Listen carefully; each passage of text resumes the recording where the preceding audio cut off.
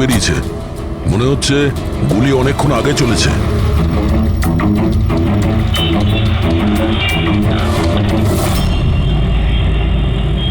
এসব কি করে হলো মিস্টার আশুতোষ?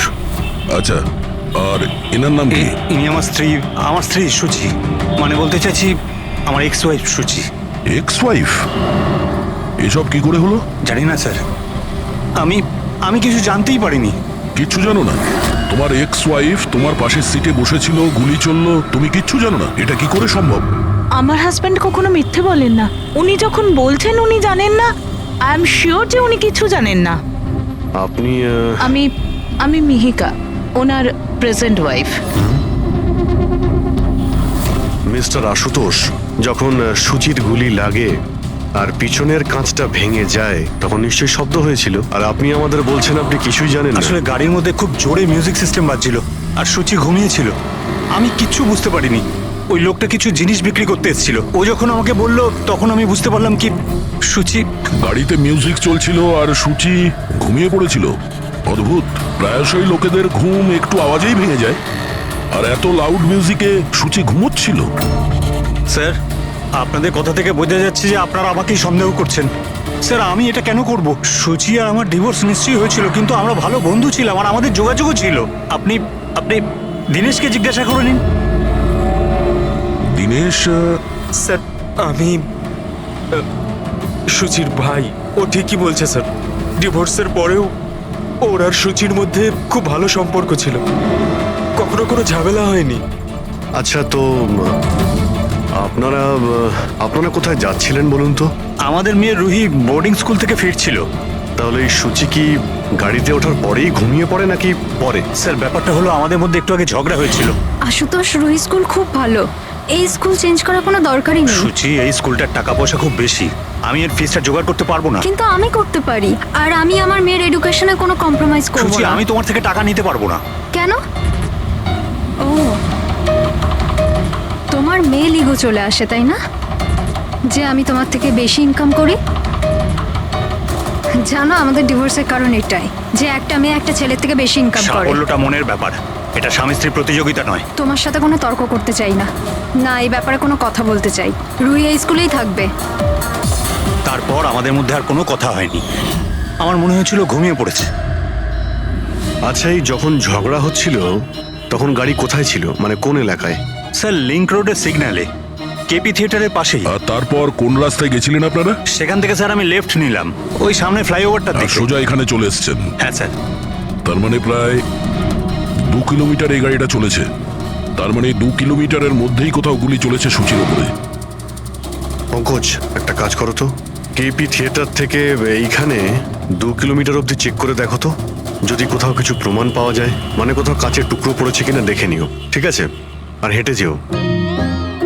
2 kilometre sir? হেঁটে যাও। গুলিটা অদ্ভুত অ্যাঙ্গেল থেকে লেগেছে, এই নিচে, মানে গুলিটা উপর থেকে নিচে এসেছে, মানে যে গুলি চালিয়েছে তার হাত উঁচু করতে হয়েছে ফায়ার করার সময়। খোলা রাস্তায় কেউ গুলি মেরেছে আর কেউ দেখেনি?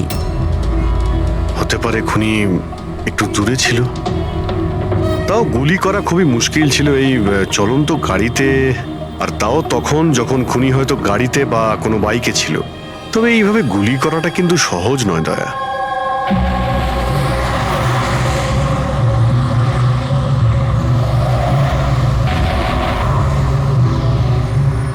রাস্তায় কোথাও গাড়ি দাঁড় করিয়েছিলে তুমি? সিগন্যালে দাঁড়িয়েছিলাম একবার, ব্যাস, আর কোথাও নয়। যদি সিগন্যালেও কেউ গুলি চালায় কিংবা অন্য কোথা থেকেও যদি গুলি চালায়, তাহলে এম করার সময় তো টাইম লাগবে। তাহলে কেউ গুলি মারতে কাউকে দেখলো না কি করে? হ্যালো? হ্যাঁ স্যার, ঠিক আছে স্যার, আমরা পৌঁছাচ্ছি। কি হয়েছে? এসিপি স্যারের ফোন ছিল, আর একটা লাশ পাওয়া গেছে কামরি ব্রিজের নিচে।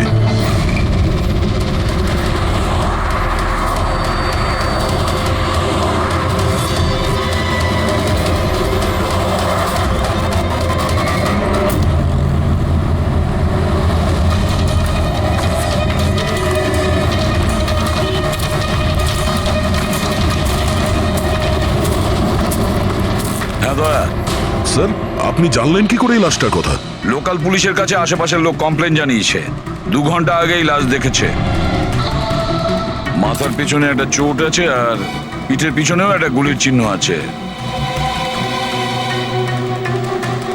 স্যার, একটা কথা মাথায় ঢুকছে না, কেউ একে এখানেই মেরেছে নাকি অন্য কোথাও মেরে এখানে নিয়ে এসেছে? দেখতে হবে ফেডরিক। স্যার, রাস্তায় একটা বাইক পাওয়া গেছে। আমার মনে হচ্ছে এই লোকটারই বাইক হবে।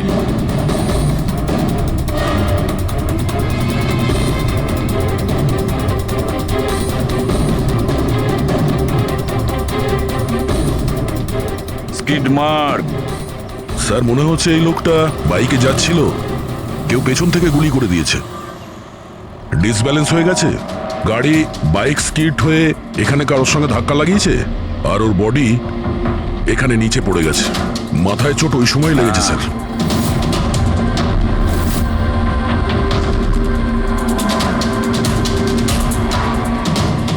স্যার, হ্যাঁ, কিছুতেই বুঝতে পারছি না এই লোকটা কে।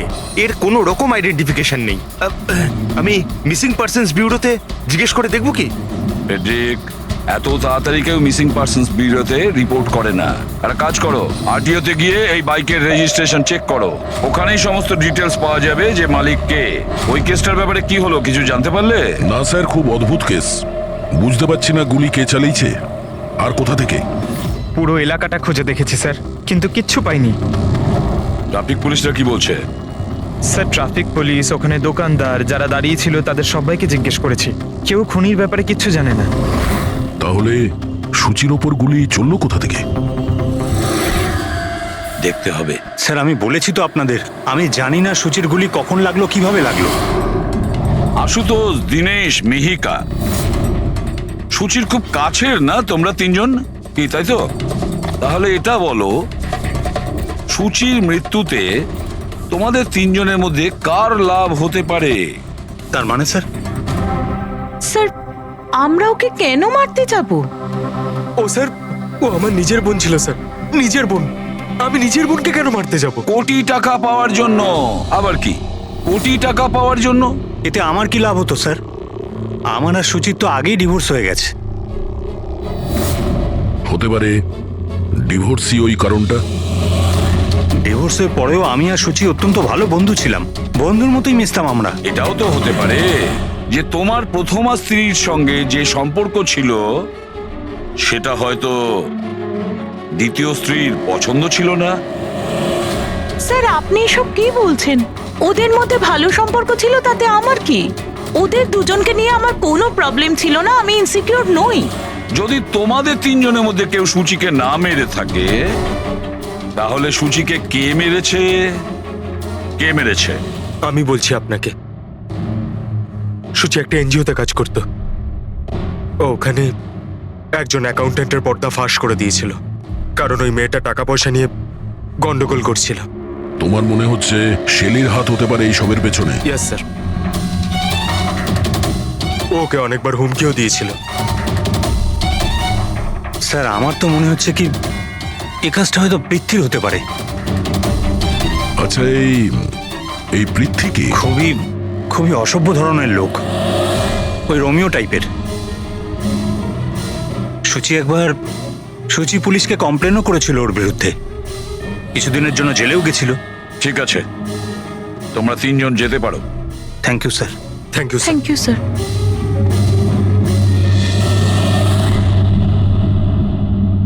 স্যার, তিনজনকেই বিশ্বাস হচ্ছে না। এই তিনজনের ওপর কড়া নজর রাখো। আর দয়া, স্যার, শেলি আর পৃথ্বী, ওদের দুজনকে ব্যুরোতে ডাকো।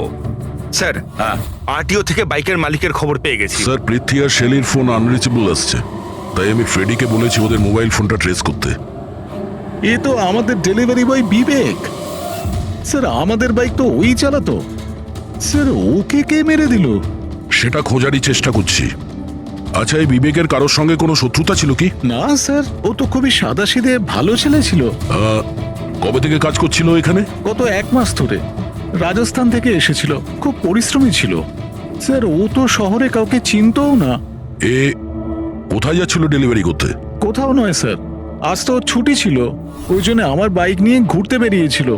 আচ্ছা, ওর বাড়ির অ্যাড্রেস দিতে পারবেন? স্যার ওর বাড়ির অ্যাড্রেস তো নেই, ও এই দোকানেই শুতো। আচ্ছা, জিনিসপত্র কিছু? স্যার এই ওর একটা বাক্স আছে। এটা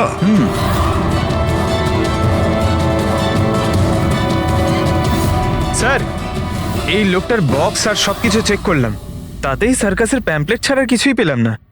হয় ও সার্কাস খুবই পছন্দ করত, না হলে নিজের ফ্রি টাইমে প্যাম্পলেট বানিয়ে টাকা রোজগার করত। এটা এমন একটা মার্ডার যাতে কোনো সাসপেক্টই নেই। আচ্ছা, বিবেকের মতো এই ধরনের গরিব লোকদের মেরে কার কি লাভ হতে পারে? সেটাই তো। আর ওদিকে সূচি, দ্বিতীয় মার্ডার, যারা সন্দেহের তালিকায় অগণিত, তাদের মধ্যে যে কেউ গাড়ির সামনে গিয়ে গুলি করে মারতে পারে সূচিকে। না বস, আই এম সরি বাট আমি তোমার সঙ্গে একমত হতে পারছি না। কোন কথা? সেটা এই যে কেউ একে পাশ থেকে গুলি করেছে। তার মানে? স্যার তার মানে এটা। আরে এটা তো রাইফেলের গুলি। হ্যাঁ স্যার, আর এই গুলিটা সূচির গলায় এই এদিকে এখানটা আটকে ছিল। গুলি রাইফেল থেকে চললে তো অনেক দূর থেকে চালানো হয়েছে। হ্যাঁ একদম ঠিক, দূর থেকেও আর উঁচু থেকেও, এইসব আমি বলছি। এই দেখো বস, 50 ডিগ্রি অ্যাঙ্গেল থেকে সূচিকে গুলি করা হয়েছে। গুলি এখান থেকে এসেছে, কারের কাঁচের জানলা ভেঙেছে আর গিয়ে এর গলায় লেগেছে। এই গুলি যে অ্যাঙ্গেল থেকে চলেছে ডক্টর, কত দূর থেকে চলেছে এই গুলিটা? এই ধরো 70 ফিট দূর থেকে। তার মানে কোনো উঁচু বিল্ডিং থেকে চালানো হয়েছে। সে তৈরি হয়ে বসেছিল বিল্ডিং এর ওপরে গুলি চালানোর জন্য। একটা কাজ করো, ওই এরিয়ার ম্যাপটা বের করো।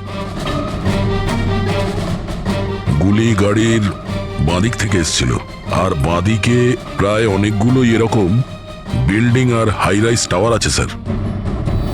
যে জায়গায় ওদের দুজনে ঝগড়া হয়েছিল সেখান থেকে সূচির লাশ যেখানে পাওয়া গেছে, তার মধ্যে প্রায় 15 থেকে 20টা টাওয়ার আছে। এর মধ্যেই কোনো একটা বিল্ডিং থেকে গুলি চালানো হয়েছে।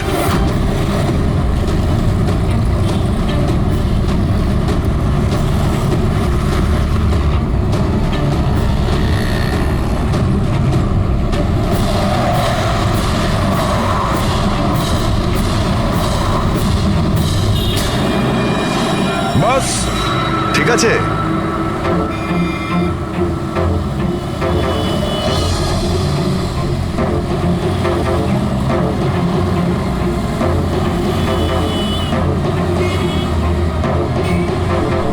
এই অভিজিৎ স্যারের হাতে ওটা কি?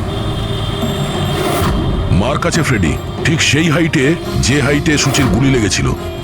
আর আমার হাতে এই ডিজিটাল ডিস্টেন্স রিডার আছে। এর থেকে এই লেজার লাইট যদি ওই মার্কেট ঠিক যায়, তাহলে তার মানে গুলি এখানে এই বিল্ডিং থেকেই চালানো হয়েছে।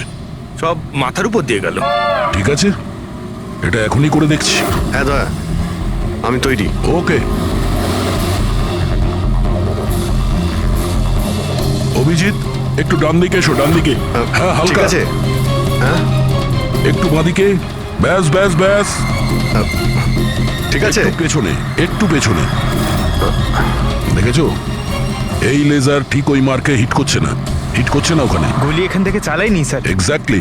আরে স্নাইপারের কাছে অত সময় ছিল না নিশানা ঠিক করার জন্য যখন ও সূচিকে গুলি চালিয়েছিল। একটা কাজ করি, অন্য কোনো বিল্ডিং এ যাই। ঠিক আছে, চলো।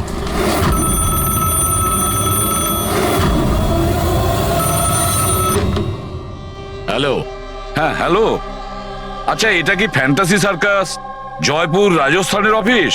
হ্যাঁ ঠিকই, বলুন। দেখুন, আমি মুম্বাই সিআইডি থেকে এসিপি পদ্মমান বলছি। আপনার ওখানে কোনো বিবেক নামে কেউ কাজ করতো? হ্যাঁ হ্যাঁ, বিবেককে আমি চিনি তো, ও এই সার্কাসেই কাজ করতো। কেন, কি হয়েছে? কি কাজ করতো বলতে পারবেন আপনি? দেখুন স্যার, আপনার সঙ্গে সারাদিন ফোনে কথা বললে আমার শো ক্যান্সেল হয়ে যাবে। আমি আপনার কথা আমার মালিককে বলে দিচ্ছি, উনি আপনাকে ফোন করে নেবেন। ঠিক আছে? হ্যালো।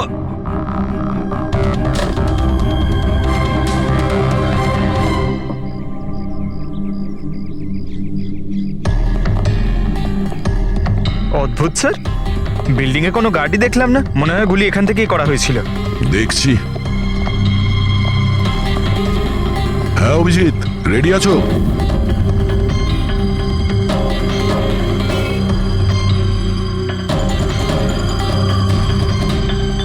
না অভিজিৎ, এখান থেকে টার্গেট ঠিকঠাক লাগছে না, একটু ডান দিকে এসো, ডান দিকে আর একটু।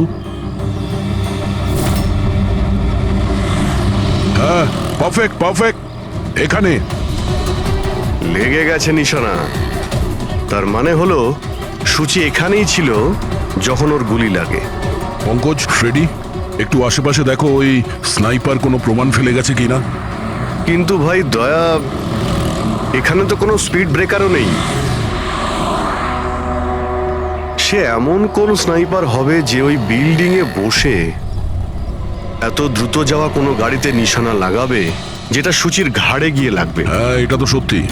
আশুতোষ, যখন তোমার গাড়িটা এখানে ছিল, হ্যাঁ তখন কোনো কারণে তোমার গাড়িটাকে স্লো করতে হয়েছিল কিংবা দাঁড় করাতে হয়েছিল, কিছু মনে আছে? হ্যাঁ স্যার, আমি যখন ড্রাইভ করছিলাম তো গাড়ির সামনে একটা ভিখারি এসে গেছিল আর আমায় ব্রেক কষতে হয়েছিল। ভিখারি? হ্যাঁ, কি হলো? এইদিকে কিচ্ছু নেই স্যার। কিছু নেই? ওদিকেও কিছু নেই স্যার। ওই ভিখারি দেখতে কেমন ছিল? স্যার, ওর এক হাতে তো একটা ক্রাচ ধরা ছিল, অন্য হাতে লাল পোটলা, গলায় গামছা আর মাথায় অর্ধেক টাক ছিল। অভিজিৎ, এই ফ্লাইওভারের নিচে অনেক ভিখারি থাকে, ওদের মধ্যে কেউ একজন হবে।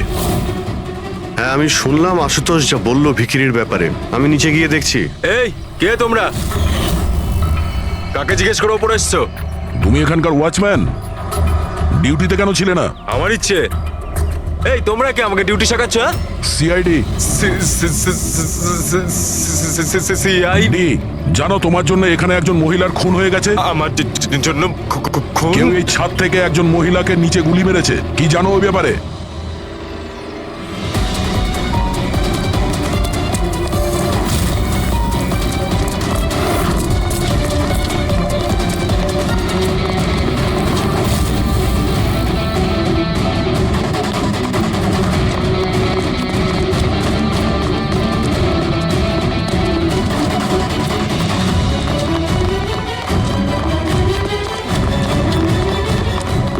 এই দাঁড়া বলছি। স্যার, স্যার আমি কিছু করিনি স্যার। স্যার আমাকে ছেড়ে দিন স্যার, আমি কিছু করিনি। কিচ্ছু করিসনি, কিচ্ছু করিসনি তুই। চল। আমি ভয় পেয়ে গেছিলাম স্যার। কেন ভয় পেয়েছিলি? কি জানিস এই খুনের ব্যাপারে? স্যার, আমি টাকা নিয়েছিলাম, কিন্তু এটা বলেনি যে ও কাউকে খুন করতে চলেছে স্যার। কে ছিল ওই লোকটা? আগে কোনোদিনও দেখিনি স্যার। ও বলেছিল যে ও বিল্ডিং এর ছাদে গিয়ে ওর গার্লফ্রেন্ডকে প্রপোজ করতে চায়। স্যার, ও 2 ঘন্টার জন্য 15,000 টাকা দিয়েছিল স্যার। আমি তো এত টাকা এক মাসেও কামাইনি স্যার কোনোদিনও। স্যার, ও হেলমেট পরেছিল আর চোখে চশমাও ছিল।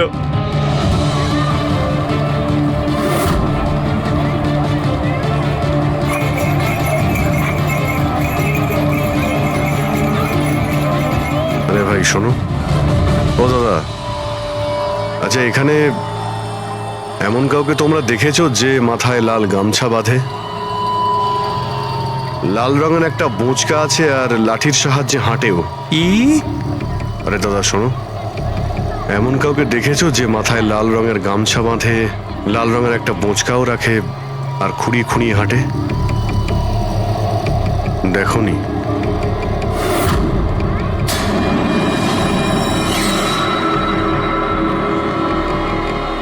আরে ভাই শোনো, আরে ভাই শোনো, একটু কথা আছে। এই যে,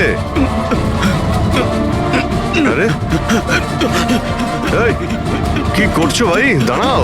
আরে ভাই দাঁড়াও।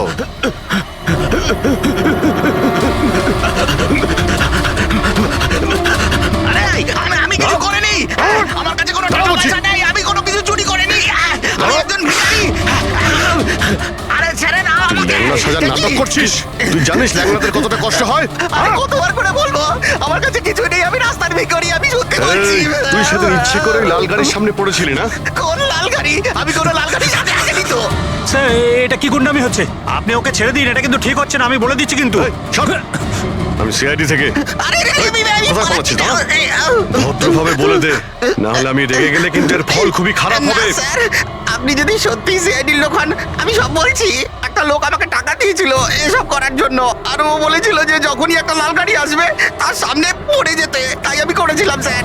তুই কি করে জানলি যে লাল গাড়ি কখন আসবে? ওই ছাদে একটা লোক দাঁড়িয়ে আমাকে ইশারা করছিল, ওই রকমই। ও যে ইশারা করবে আমি তখনই লাল গাড়ির সামনে উল্টে পড়ে যাব। প্ল্যান ছিল স্যার। জানিস একটা মহিলার খুন হয়ে গেছে তোর এই প্ল্যানের জন্য? সাহেব আমাকে ক্ষমা করে দিন, দেখুন আমি রাস্তার একজন ভিখারি। ঠিক আছে, তুই এটা বল ওই লোকটা দেখতে কেমন ছিল? ওই স্যার, ও হেলমেট পরেছিল, মোটরসাইকেলে এসেছিল, আমি তো ওর মুখটা দেখতেই পাইনি। আরে ভাই, কিছু তো দেখেছিলি, কিছু তো শুনেছিলি। ওর একটা ফোন এসেছিল, ফোনে বলছিল যে তাড়াতাড়ি দেখা করতে এসো, আর উত্তরে বললো যে আমি ওখানে পৌঁছচ্ছি। কোথায় কোথায় পৌঁছতে বলছিল, তোর মনে আছে কিছু? হ্যাঁ, মনে পড়েছে, ভান্ডুপ মিল। ভান্ডুপ মিল, ভান্ডুপ মিল। আচ্ছা, ঠিক আছে, ঠিক আছে, ফিরে এসো, আমি স্যারকে ইনফর্ম করছি। Okay sir. হ্যাঁ, অভিজিৎ ভান্ডুপ মিল থেকে ফিরে আসছে। ও বলছে যে মিল একদম ফাঁকা পড়ে আছে, কোনো প্রমাণই ওর হাতে পড়েনি। খুনি তো ওখান থেকেই পালিয়ে গেছে। হতে পারে অভিজিৎ পৌঁছানোর আগেই ওখান থেকে ও পালিয়ে গেছে। পঙ্কজ। হ্যাঁ স্যার। পঙ্কজ, একটা কাজ করো, যখন সুচির গুলি লেগেছিল ঠিক ওই সময়ে ওই এরিয়াতে কতগুলো মোবাইল অ্যাক্টিভ ছিল খোঁজ নাও। স্নাইপারের ফোন ওদের মধ্যেই কারোর হবে। স্যার। হ্যাঁ হ্যাঁ পঙ্কজ, এটাও দেখো ওর মধ্যে কতজন লোক ভান্ডুপ মিলে গেছিল। স্যার,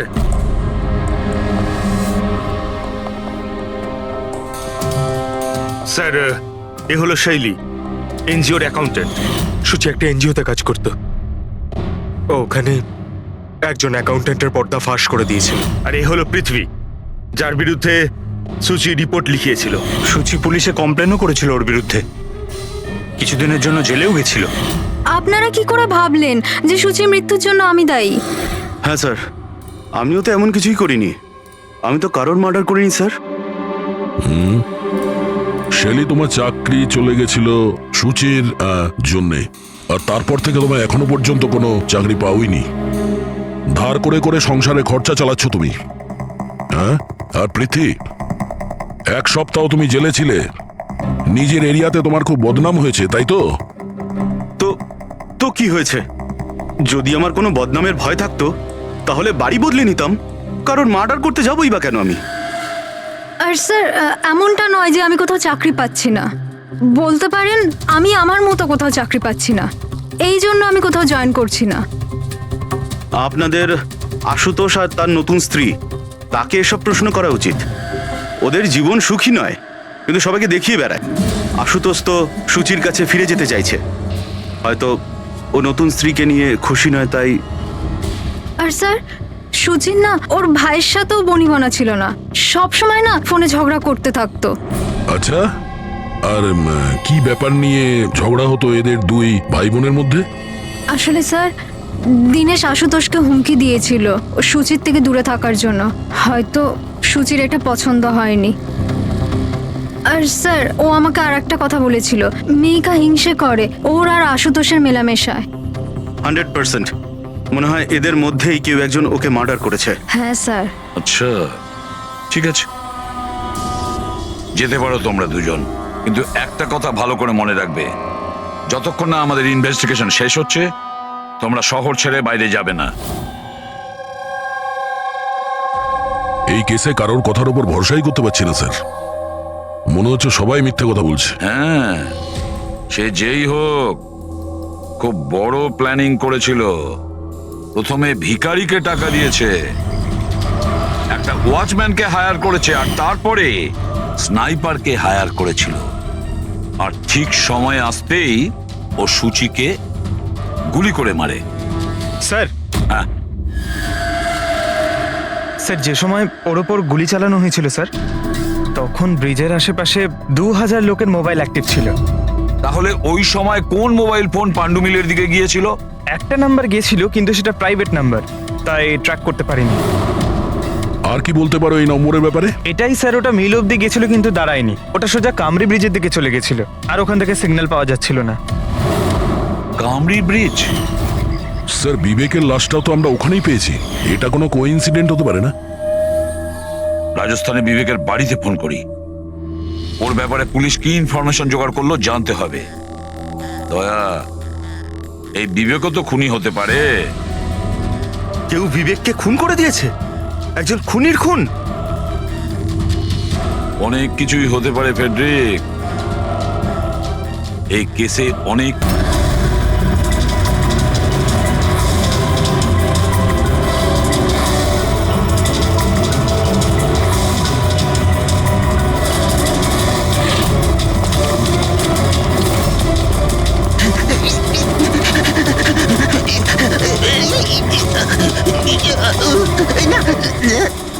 আরে তুই বারবার পালাস কেন? হ্যাঁ, বারবার আপনারা আমার পিছনে পড়ে আছেন কেন? পিছনে তোর পড়ে সঙ্গে আছেন কথা কেন? আছে। আমি কিছু কথা বলতে চাই না। অনেক হয়ে গেছে স্যার, আপনারা আমাদের এইভাবে বিরক্ত করতে পারেন কেউ না। তোমাদের জ্বালাতন করছে না, আমরা নিজেদের কাজ করছি। যাও। কিছু শুনতে চাই না, যান এখান থেকে। আরে একজনের খুন হয়েছে, তোমরা কি বুঝতে পারছো না? হ্যাঁ, তা কি হয়েছে? আমরা কি খুন করেছি নাকি?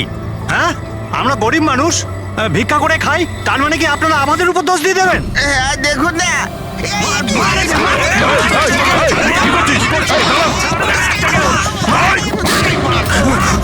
অভিজিৎ, তুমি ঠিক আছো? আরে না, ও নো, রক্ত বেরোচ্ছে। কি করলে তোমরা? হ্যাঁ, এই দেখ, এই লোকটা টাকা দিয়েছিল তোকে। স্যার, ও মারা গেছে। হ্যাঁ, ও মারা গেছে। ভালো করে দেখ, এটা কি সেই লোকটা যে তোকে গাড়ির সামনে পড়তে বলেছিল? একটু জুম করুন।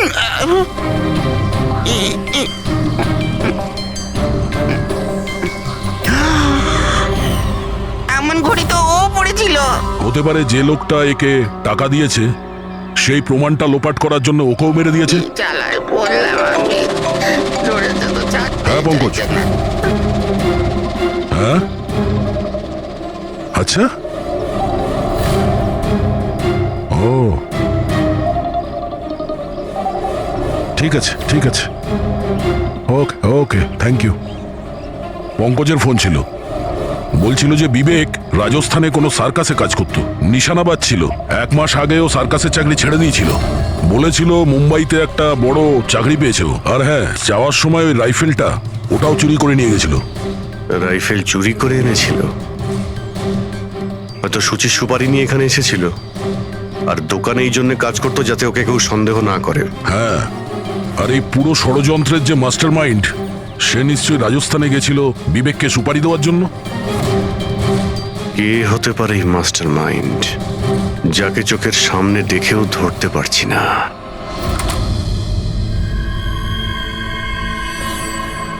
আরে মিস্টার আশু। স্যার, আপনারা এখানে? মিস্টার আশু, ওই লোকটার ব্যাপারে জানতে পেরে গেছি যে সুচিকে গুলি করেছিল। বাহ, wow, that's a great news. আপনারা ধরেছেন ওনাকে? বিবেক নাম ওর। আপনারা কোনো বিবেককে চেনেন? না তো। অদ্ভুত ব্যাপার, আপনি কোনো বিবেককে চেনেন না, কিন্তু 15 বার কল করেছেন আপনি আপনার ফোন থেকে বিবেককে। কি বলছেন? আমি যখন বলছি কোনো বিবেককে জানিই না, তাহলে আমি ওকে ফোন কেন করবো স্যার? শুধু এটাই নয়, ওর সঙ্গে দেখা করতে তুমি রাজস্থানেও গিয়েছিলে। সার্কাসে ওর গুলি চালানোর ক্ষমতাটা দেখে তোমার এত পছন্দ হয়েছিল যে সুচিকে মারার কন্ট্রাক্টও দিয়ে দিয়েছিল ওকে। 1 মিনিট স্যার, 1 মিনিট। এটা সত্যি যে একটা বিজনেস ট্রিপের জন্য আমি রাজস্থান গিয়েছিলাম, কিন্তু আমি কোনো সার্কাসে যাইনি স্যার। আর আমি যখন কোনো বিবেককে চিনি না, তো তাকে ফোন কেন করবো? তাহলে কি তোমার এই ফোন রেকর্ড মিথ্যে কথা বলছে? স্যার, এটা হতে পারে কি আমার ফোন থেকে অন্য কেউ ওকে ফোনটা করেছে আমার না থাকার সুযোগে। আচ্ছা, তাহলে কি আপনি আপনার ফোন যে কোনো জায়গাতে ফেলে রাখেন নাকি? না স্যার। হ্যাঁ ডক্টর। আচ্ছা, ঠিক আছে ডক্টর। ওকে ডক্টর। ডক্টর সালুখের ফোন ছিল, আমাদের ফরেন্সিক ল্যাবে যেতে বলেছেন আশুতোষকে নিয়ে।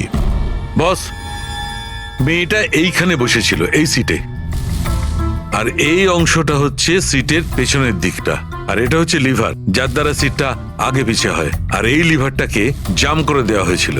এই দেখো। লিভার জাম করে দিয়েছে? হ্যাঁ, তাই তো। ব্যাস এইটুকুই স্যার, সেই জন্য আপনি আমাদেরকে ডেকে আনলেন? পঙ্কজ, তুমি একটু আমার কথাটা শোনো। সূত্র এইটা নয় যে লিভারটা আটকে দেওয়া হয়েছে, সূত্রটা এই যে এটাকে জেনে বুঝে আটকে দেওয়া হয়েছে। কিন্তু স্যার, কেউ জেনে বুঝে সিটটাকে খারাপ করবে কেন? এটাও তো আমরাও ভাবছিলাম। আশুতোষ, তোমার এই গাড়ির সিট কবে থেকে এরকম হয়ে আছে? মানে কবে থেকে পেছনে আটকে আছে? স্যার, পরশু রাত অবধি তো ঠিক ছিল, কিন্তু কাল সকালে যখন বেরোলাম তখন রিক্লাইন কাজ করছিল না। আমার হাতে ঠিক করার মতো অত সময় ছিল না বলে এমনিই বেরিয়ে গেলাম। ডক্টর সালুখে, সিটটা খারাপ হওয়া এই কেসটার সাথে কি সম্পর্ক? সম্পর্ক আছে ফ্রেডি। সম্পর্কটা হচ্ছে এইটা যে খুনি চাইছিল সিটটা পেছনে হেলে থাকে, সুচির পজিশনটা এইরকম থাকবে পেছনের দিকে। স্যার, ও যদি সামনে বসতো বা পেছনে বসতো তাতে খুনির কি এসে যায়? খুনির তো গুলি করারই ছিল। পঙ্কজ, তুমি এক কাজ করো, এখানে তুমি গাড়ির সিটটায় বসো। সারিকা, তুমি সুচির জায়গায় বসো। এবার ধরে নাও আমি সুচি। আমি যখন এই সিটটায় বসেছিলাম তখন আমার মাথাটা এরকম ছিল। বস, সুচির এইভাবে বসার সুবিধাটা খুনি তখনই পাবে যখন ওর এম সুচি নয়, ড্রাইভিং সিটে বসা লোকটি হবে, মানে আশুতোষ হওয়ার কথা। কিন্তু আশুতোষকে কোনো কারণে খুব ব্রেক চাপতে হয়, ব্রেকের কারণে ঝটকা লাগে, আর সেই ঝটকায় সুচি ঝুঁকে যায়। আর বস, আশুতোষকে লাগার পরিবর্তে সুচির গুলি লাগে। স্যার, তার মানে আশুতোষ খুনি নয়, কিন্তু কেউ ওর খুন করতে চাইছিল। দয়া,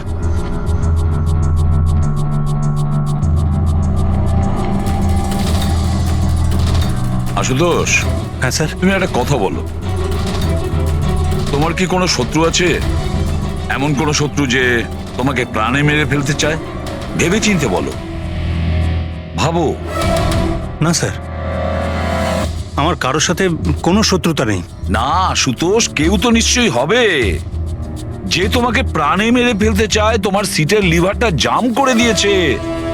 না স্যার, এটা তো হতেই পারে না, কারণ এই গাড়িটার একটাই মাত্র চাবি, আর সেটা সবসময় আমার কাছেই থাকে। আমি তো কিছুই বুঝতে পারছি না আমি স্যার, যে এসব কি করে হলো। কোনো ব্যাপার নয় আশুতোষ, ও যেই হোক না কেন আমরা খোঁজার চেষ্টা করব যে কে তোমাকে মারার চেষ্টা করছে। ঠিক আছে, চলো যাই, চলে এসো। হ্যাঁ স্যার। স্যার, স্যার, আমরা আশুতোষকে ছেড়ে দিলাম কেন? খুনি যদি আবার ওর ওপর আক্রমণ করে তাহলে?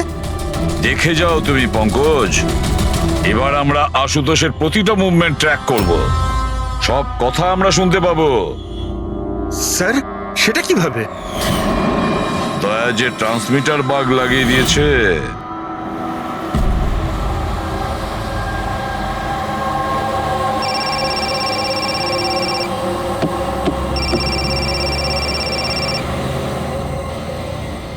হ্যালো, হ্যাঁ বলো।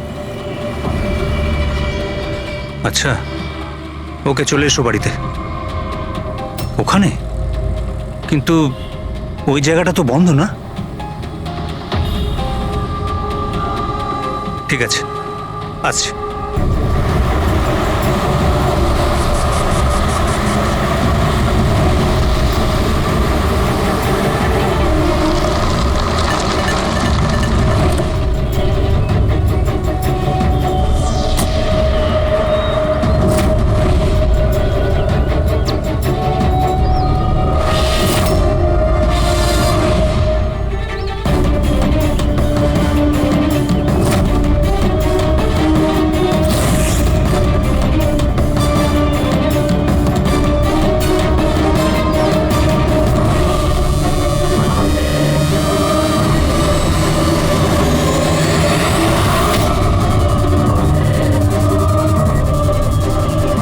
এটা কি করছো? গান?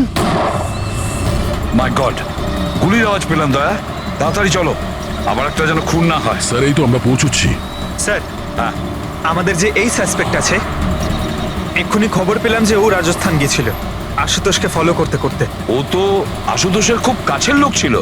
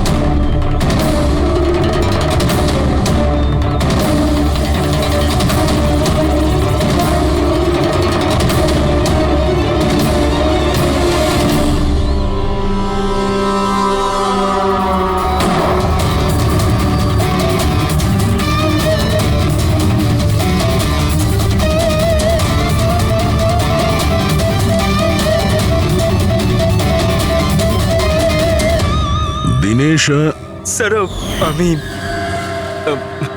সুচির ভাই। মরে গেছে স্যার। আমি আমি কিছু করিনি স্যার। এ আমাকে মারতে চেয়েছিল। এই এই আমায় মারতে চেয়েছিল। কেন মারতে চেয়েছিল এ? স্যার এর মনে হতো যে এর বোনের সর্বনাশের জন্য আমিই দায়ী। বিয়ের পর সুচি ডিপ্রেশনে চলে গেছিল, আর তাই ও নিজেই নিজেকে মারারও চেষ্টা করেছিল।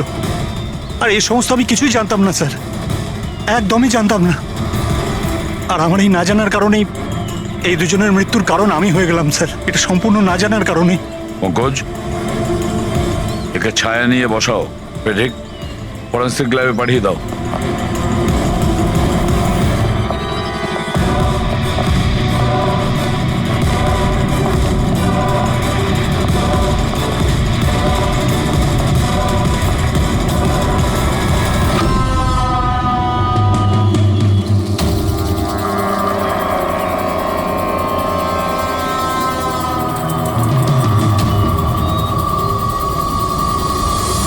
গল্পে একটা নতুন টুইস্ট। আশুতোষ,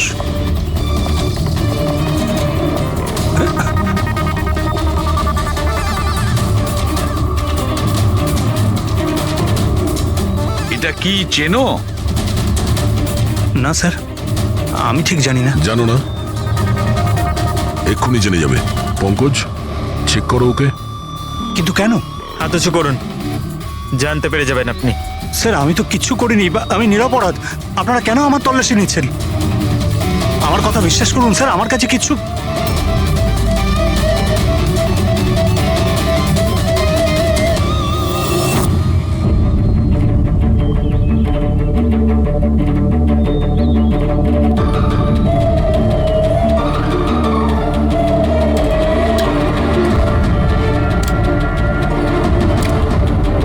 স্যার এই নিন ও রাবার বুলেটস।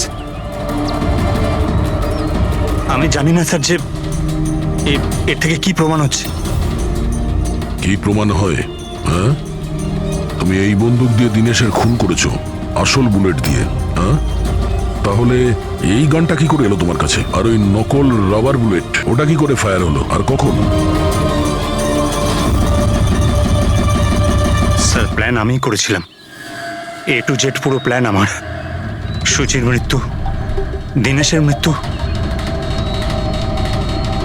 আর ওই প্ল্যানটাও এই জন্য যে আপনাদের মনে হয় যে সুচির মৃত্যুটা ভুল করে হয়েছে, কিন্তু আসল টার্গেট আমিই ছিলাম। আর আপনাদের সন্দেহ যাতে দীনেশের উপর যায়। কিন্তু সমস্ত প্ল্যানটা নষ্ট হয়ে গেল, সবকিছু জ্বলে গেল। কেন মেরেছো তুমি সুচিকে? সুচিকে মেরে তুমি কি পেলে? সুচি আমার মেয়ে রুহিকে নিয়ে চিরকালের জন্য দেশ ছেড়ে চলে যেতে চেয়েছিল, আর এই কথাটাও আমার কাছে লুকিয়েছিল। আপনারাই বলুন স্যার, আমার একমাত্র মেয়েকে নিজের থেকে দূর কিভাবে করতে দিতাম? আর সেই জন্য তুমি বিবেক মানে একজন শার্প শুটারকে টাকা দিয়েছো নিজের স্ত্রী সুচিকে মেরে ফেলার জন্য, আর যেই ও তোমার কাজ শেষ করেছে ওকেও মেরে দিয়েছো। তুমি দীনেশকে কি এমন কথা বলেছিলে যে ও মারার জন্য তোমাকে এখানে চলে এলো? আমি আমার ওয়াইফকে দীনেশের কাছে পাঠালাম। কি? হ্যাঁ দীনেশ, আমি এক্ষুনি জানতে পারলাম যে আশুতোষই তোমার বোনকে মেরেছে, আর ও তোমাকেও মারতে চায়। না না, আমি ওকে ছাড়বো না, মেরেই ফেলবো আমি ওকে। দীনেশ, পাগল হয়ে গেছো নাকি? খুন করবে তুমি? ও আমার বোনকে মেরে ফেলেছে, আমি ওকে ছাড়বো না। আমার বোনকে এভাবে মেরে ফেলার আগেও একবারও ভাবলো না। না, যাই হয়ে যাক না কেন আমি ওকে ছাড়বো না, দীনেশ, আমি ওকে কিছুতেই দীনেশ, ছাড়বো না। দাঁড়াও, আমার কথা শোনো। আর সুযোগ পেয়ে ওর বন্দুকটা বদলে দিল। তাহলে দীনেশ তোমার উপর যে গুলিটা চালাচ্ছিল সেটা নকল ছিল? হ্যাঁ, মারপিটের সময় আমি ওই গানটা বদলে দিয়েছিলাম, যাতে আপনাদের মনে হয় কি আত্মরক্ষার জন্য আমি দীনেশকে মেরেছিলাম, আর আপনাদের সামনে আমি নিরপরাধ বলে সাব্যস্ত হই। কি রেখে গেলে তোমার ছেলের জন্য? না মা না বাবা।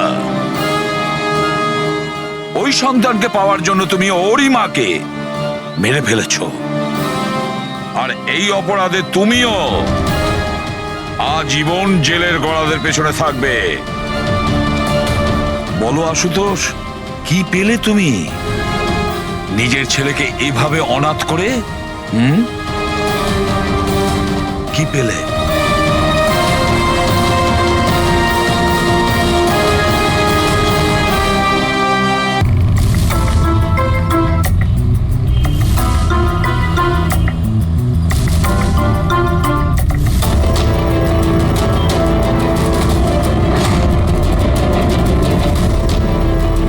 অনেক রক্ত বেরিয়েছে, মনে হচ্ছে গুলি অনেকক্ষণ আগে চলেছে।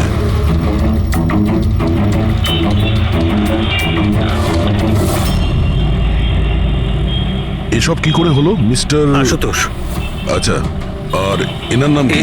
ইনি আমার স্ত্রী সুচি। মানে বলতে চাইছি আমার ex wife Suchi. Ex wife? এসব কি করে হলো? জানি না স্যার, আমি কিছু জানতেই পারিনি। কিচ্ছু জানো না? তোমার এক্স ওয়াইফ তোমার পাশের সিটে বসেছিল, গুলি চললো, তুমি কিচ্ছু জানো না? এটা কি করে সম্ভব? আমার হাজবেন্ড কখনো মিথ্যে বলেন না। উনি যখন বলছেন উনি জানেন না, আই এম শিওর যে উনি কিছু জানেন না। আপনি আমি মিহিকা, ওনার প্রেজেন্ট ওয়াইফ।